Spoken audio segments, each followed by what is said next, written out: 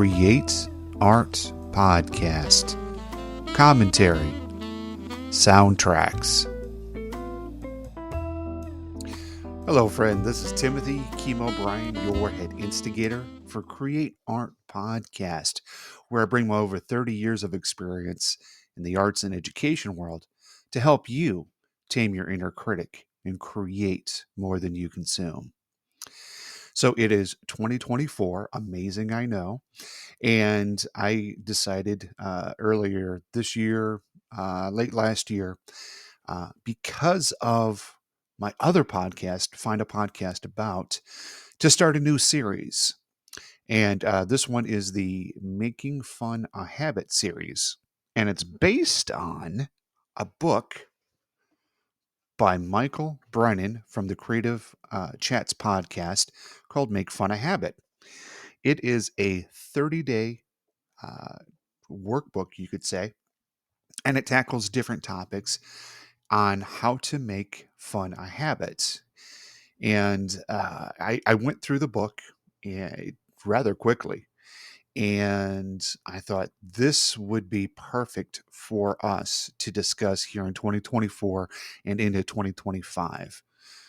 Now, for those of you that have been with me for a while, I was in 2023, I was doing a weekly show. I'm going to push it back a little bit. I'm going to do every other week for this one. So that'll give me 30 episodes to go ahead and do. You don't need to know how the sausage is made, but I'm going to be going through each chapter of this book and give you my thoughts about it. And I'm actually going through and doing the things that he's asking us to do. So for this one, it's called Soundtracks. And in each chapter, Mike goes through kind of his thoughts on whatever the topic is, and gives you a nice, little short story, maybe a page or two long, which I find really interesting. Is reading through his stories, and then he breaks it down into questions to ponder, action items, and tips.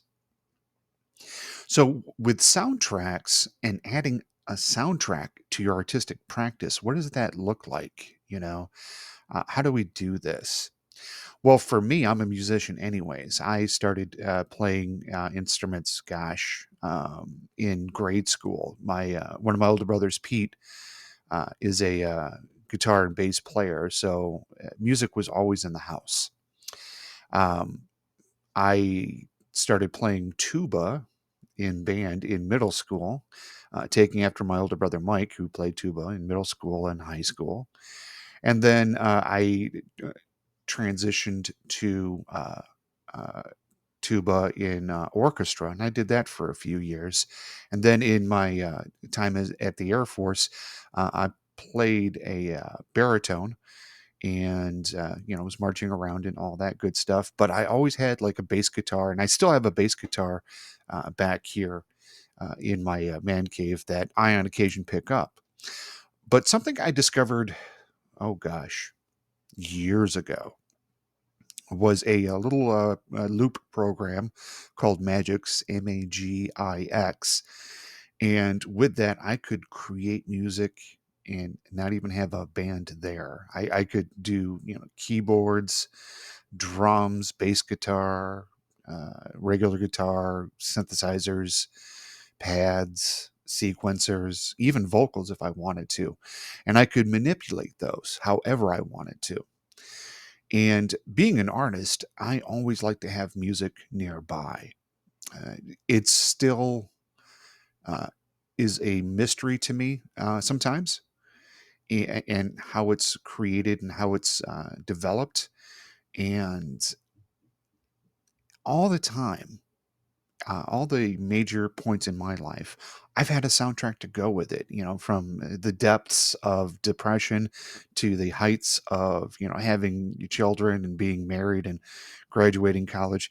There's always music happening, and I'm always thinking about what music is going to go with whatever situation is going on. Whenever I used to drive a lot, always had music and podcasts going on. So for me, music is essential. I have to have music in my life. We talk about the senses we don't want to lose, and I think for me, hearing, being able to hear music is the sense that I never want to lose. It takes me back in time. It inspires me to make my future better.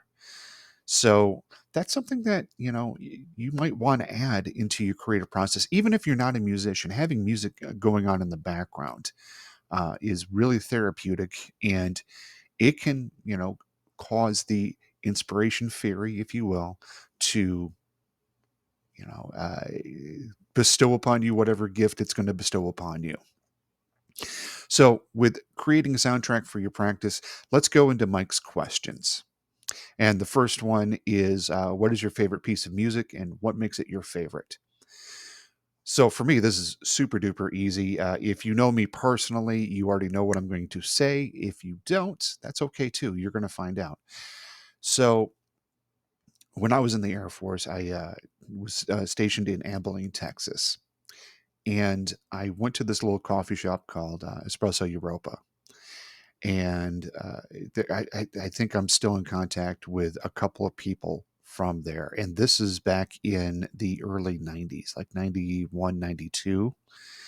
And piece of music I heard there was John Coltrane's My Favorite Things. Now, I had always liked jazz before, but I could only listen to it late at night on our local NPR station in Rockford, Illinois, and it really ticked off my parents that I was listening to jazz. So I was aware of jazz. I didn't know who John Coltrane was. If you put me up in a lineup and said, "Hey, what is this?" or "We're going to shoot you," at that time I couldn't tell you. But for some reason, um, John Coltrane's "My Favorite Things" was playing, and if I had a theme song, I guess you would call it, it would be that song. Now, there's a lot of different versions of that song. My favorite version of that song, and that's one thing I love about music is that you can have different versions. I grew up with a lot of house music, and they would take uh, samples from other songs and mix them together, and that always fascinated me. But the version of My Favorite Things that I like with John Coltrane, which is his take off the Oscars and Hammerstein song, is the one where he plays with Eric Dolphy, who's on flute. And I believe it was in one of the Scandinavian countries. I forget which one, but it went on for, gosh, maybe 50 minutes, 45 minutes, the same song. And I thought, wow, if you can extend that out to, it's a simple song. It goes for like 4 minutes, 3 minutes, nor if you play it straight. But John Coltrane was able to find a lot of things in that song, and I have it on vinyl. Uh, I have it digitally. At one point, I had it on tape. I probably had it on 8 track. No, I didn't have it on 8 track, but I've always had that song with me since I heard it back in 1991, 92, when I first entered that cafe. And it takes me back to those simpler times when I was just really forming my artistic practice, my artistic journey. So it takes me back there all the time. So if I ever need to go back, I just throw that song on and just shut everything else out in the world, and I know everything's going to be a-okay. And because of that song, it has introduced me to numerous other artists and just a ton of music in the jazz world that really became me. Yes, I do like punk rock. Yes, I do like hardcore heavy metal stuff. I have the tattoos to prove it. But I always go back to this because it's such an exploration. It's taking something that's very simple and just blowing it up and discovering new things in the notes. So that is my favorite piece of music, and that's why I like it. The next question Mike poses to us is, what songs or types of music would be on your personal soundtrack? A lot of jazz, a lot of jazz, an ungodly amount of jazz. I have about 300 records here. If you're watching me on YouTube, you see right behind me there is a Miles Davis record, and that's his Milestones. And I would have a lot of jazz. I would have a lot of old punk, um, some hardcore heavy metal stuff, classic rock, and a lot of house and techno music, because that's what I grew up with. That's music that I can point back to. Violent Femmes is another band that I really enjoy seeing their uh, evolution throughout the decades. Stuff with real lasting power. I'm not a huge one for pop music because it comes and it goes, and it really doesn't have. It has a impact on the society and culture. We're seeing it with Taylor Swift. I'm not a huge Taylor Swift fan, but that's just me. If you are, fantastic. Hey, she helped the Kansas City Chiefs win the Super Bowl this past year. So, but I'm not a really big fan of it because it doesn't. I don't see the exploration in it. I don't see the improv in it. I don't see where it takes things and explores it. I see it as very formulaic. You know what you're going to get. You know where the next chord change is going to be. You always do. There's nothing new there. So, not trying to sound like a snob there, but it doesn't really inspire me to create anything, to explore anything. I use the exploration that I hear in music in my work. So the next question is, how would you define music that is fun? Because remember, we're talking about making fun a habit. And music for me that is fun, again, John Coltrane, my favorite things, any version you like, there you go. Stuff that is light, stuff that uplifts you, um, stuff that empowers you. I mean, even some hard rock and heavy metal just makes me go "Arr!" and yeah, it just energizes you. For me, that's fun. I love to be energized. I love to have music make me feel, make me move in whatever way possible. So for me, that's how I define music that is fun. Now, the next section is called action items. And these are actions that you can take to add uh, whatever topic we're talking about into your artistic practice. This time it's a soundtrack.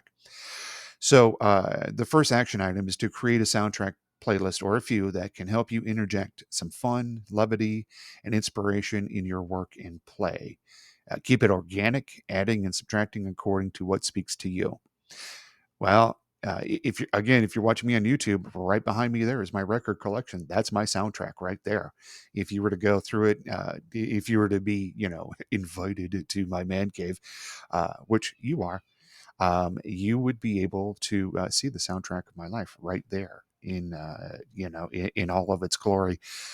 Do I have all the records that I would want? No, but I've got about 300 here. I've got a good collection here, and I like the physical media of it. I like the artwork that's on each and every one of those records. So um, that's something that you can do. Another thing is you could do what I did for this episode. I decided to go ahead and create a piece of music for it. So, what I will do at this point is I will go ahead and play you what I created using Magix, using something, a program that I'm very familiar with. And I'm going to go ahead and play for you the entire song, and then we'll be right back.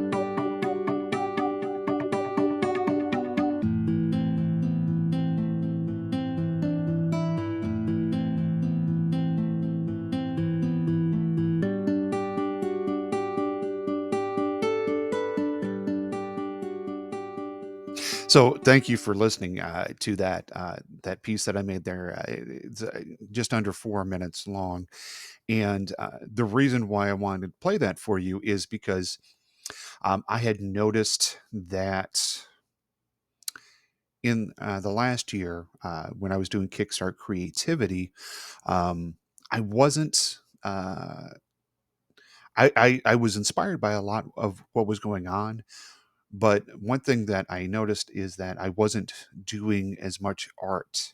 I wasn't creating as much art. I was inspired to. I had a ton of great ideas, but with this book, it inspired. I was like, well, I have to do a piece of music now.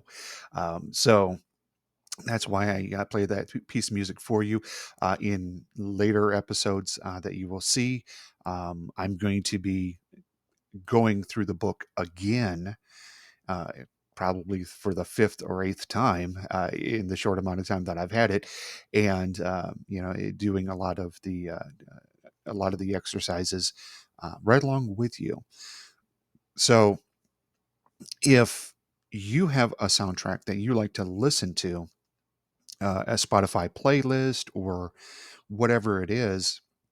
And I know Spotify gets, a bad rap for a lot of things. This is not a commercial for Spotify, but if you have a soundtrack that you utilize, I'd really appreciate it if you would let me know what it is. Maybe it's something that I would really enjoy and I can utilize. Um, I've given you my soundtrack. The first thing I would tell you to do is go listen to John Coltrane, My Favorite Things. I don't care which version you listen to, and tell me, I dare you to say, I don't feel really light about this. I didn't find any exploration. I dare you to do that. It's not going to, you will find something in that. Maybe you won't, but I highly doubt it. I know you're going to find something in it. So that's your action item for you. And, I'm going to challenge you to go ahead and let me know what your soundtrack is for when you're creating something. The last part that I want to talk to you about is the tips that he gives. And the first tip is, tailor your tunes, put motivation on repeat, and dissolve distraction. So when I'm creating something, when I created that piece of music right there, I did it with no distractions. I said, I'm going to sit here and I'm, going to, uh, do something that's, a little bit on the lighter, a little bit on the softer side, and because that's how I was feeling at that time. Now, you know, it, you caught me on a good day that time. There are days that I'm just like "Arr," and angry, and I can use that to create music that will either encourage that ness or encourage the creativity side, the more light nature side, or the jazzy side. So I would, when you're looking for music to play while you're being creative, um, notice how it influences the things that you create. If you like listening to heavy metal, hardcore, rock, whatnot, notice, the lines that you're creating. Notice the movement that you're doing with your body. Notice whatever you're making. There is a Oh, and I wish I had the link for it. There is a death metal vegan chef out on YouTube somewhere. Death metal vegan chef. Just put it in the search bar, you'll find something. And I look at that, and my wife actually discovered it, and it's fun. It's fun to watch, and it gives you, cooking is its own art form, and it gives you a interesting perspective on that. And vegan cooking is its own thing. So, give that a shot for yourself. If you really want to mix it up, go search that and check it out. But I hope this has been really helpful to you. Again, this is making fun a habit, and it's done by Mike Brennan. I do have the links in the show notes for you to go ahead and get your book. And if you want to go through and actually make fun a habit, put fun back into your life, I highly recommend this book. Go check out his podcast too, Creative Chats. I have no problem with you doing that. You can put me on pause, throw that one on, and you're going to get a wonderful podcast there. But then put me back on, please. I beg you, please. Um, but yeah, when we add music to whatever we're creating, whether it's dance, painting, writing, what have you. I mean, when I'm writing, I always have music on. Whenever I'm doing poetry or novel or whatever. Again, poetry's coming up. Poetry month is coming up real soon. I'm recording this in February.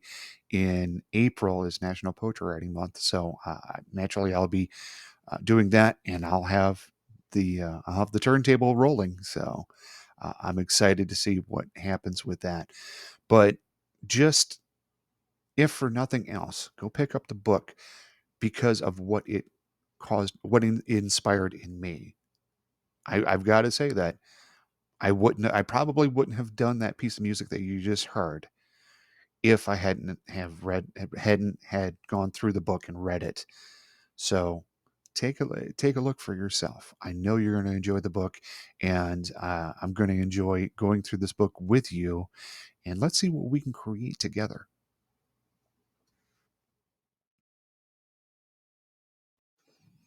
Okay, it's that point in the show where I let you get back on with your day.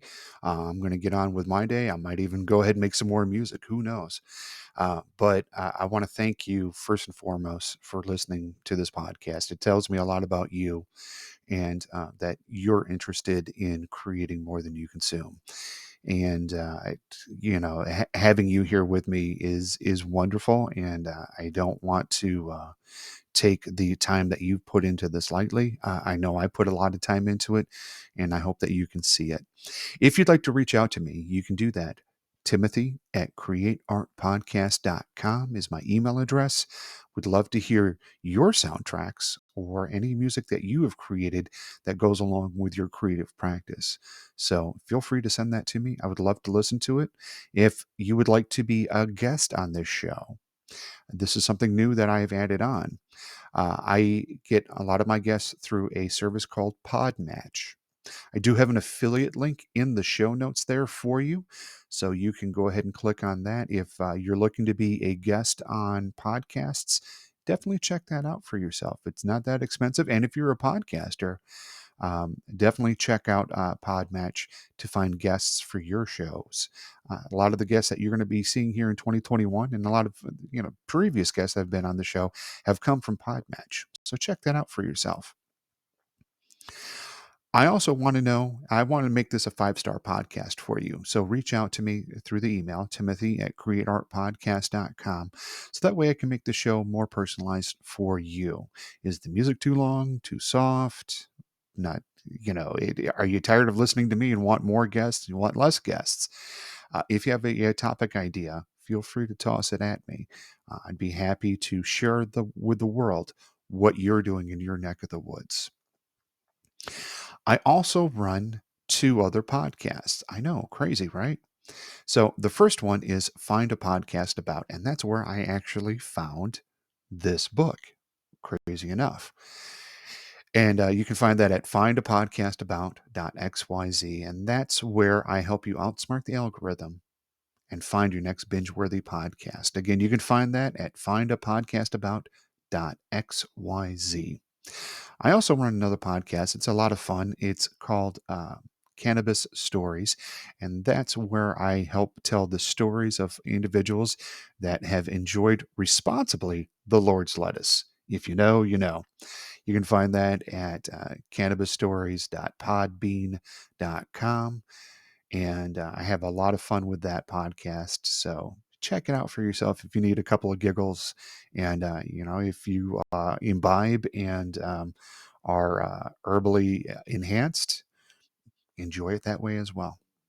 All right. Well, I want you to go out there, tame that inner critic, tame it with some music, create more than you consume, and go out there and create some art, create some music for somebody you love, yourself. I'll talk to you next time.